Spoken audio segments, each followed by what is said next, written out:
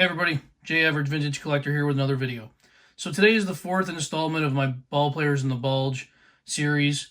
Today we will be showcasing Jack Knott. For those of you not familiar with this series, I am showcasing veterans of World War II, but specifically veterans of World War II who fought in the Battle of the Bulge, which was the longest, deadliest battle in World War II. So I've been showcasing players. This is the fourth one. Today we will be doing Jack Knott.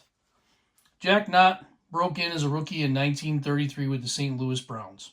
He had a rough season with a very bad team, going 1-8 with an ERA over 5. However, from 1934 to 1937, Knott appeared in more games over a 4-year stretch than any other pitcher in the American League, with 178 games. In the beginning of that stretch, he was plugged in as a reliever in 11 games in May and gained the trust of Rogers Hornsby, who was in his first full year as the skipper for the Browns. In 1934, Knott won 10 games and lost only 3, making him the only pitcher on the Browns with a winning record.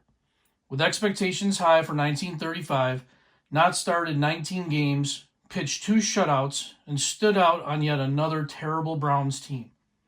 Team Vice President L.C. McAvoy had this to say about Knott. Jack was a much better pitcher than his record would indicate. He saved many of the contests that were credited to other pitchers. The save became an official statistic in 1969, and Knott was retroactively rewarded with a league-best 7 saves in 1935. In 1936, Knott added a new pitch to his arsenal, calling it a sailor, which he learned from Ted Lyons on a barnstorming tour.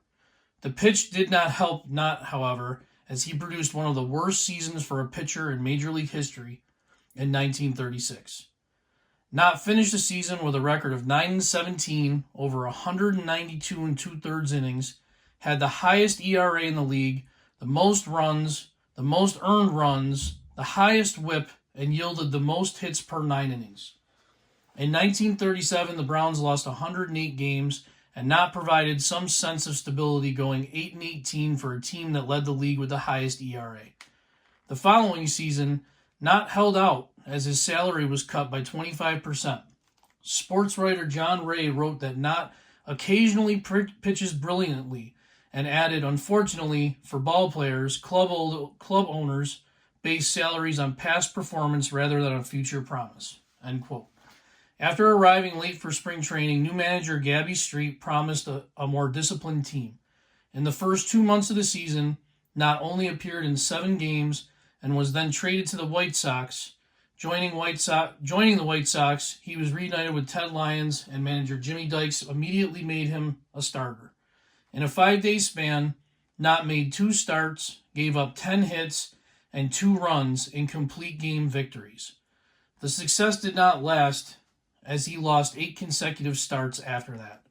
He did finish 1939 and 1940 with 11 wins each season, though. Knott had a tendency to be very, very good when he was good and downright lousy when he was bad. At the end of 1940, Knott was traded to the Philadelphia Athletics. At 34 years old, the Athletics got quite the surprise when he went on a stretch, winning 8 of 10 decisions and throwing 6 complete games. Unfortunately, Knott suffered a knee injury that ended his season after colliding with Buddy Lewis, who was actually another Battle of the Bulge veteran. After returning to the Athletics in 1942, he was not the same pitcher and was 2-8 with an ERA over 5 at the end of June. He lost his starting job and was moved to the bullpen. With his career in a crossroads, he enlisted in the U.S. Army and was stationed at Camp Walter in Mineral Springs, Texas, the largest infantry training center in the U.S.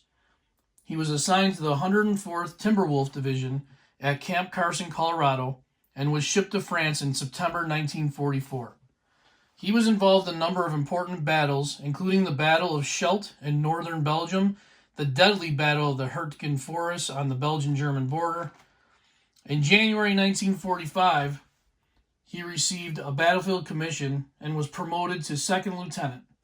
Several days later, he was wounded in the Battle of the Bulge. Knott remained with the 104th through Germany's surrender on May 7th. He was the recipient of a Purple Heart for injuries suffered on the battlefield and a Bronze Star for heroic achievement in the combat zone. At the age of 39, he returned to the A's for spring training in 1946. On May 6th, Knott made an emotional return for the first time in more than 3.5 years, tossing a scoreless inning of relief. He made 2 more brief appearances and was released. After a few more appearances in the International League, he called it a career. In parts of 11 years, Knott compiled an 82-103 record, started 192 of his 325 games, and posted a .497 ERA in 1,557 innings. Like I've said before, it's really difficult to find a lot of information about the specifics of the military service of these players, but this was definitely a person that was involved in combat for an extended period of time, and I'm sure there are a lot of untold stories that remain, mysterious to this day. But that is Lieutenant Jack Knott. Thank you for your service, and thank you all for watching.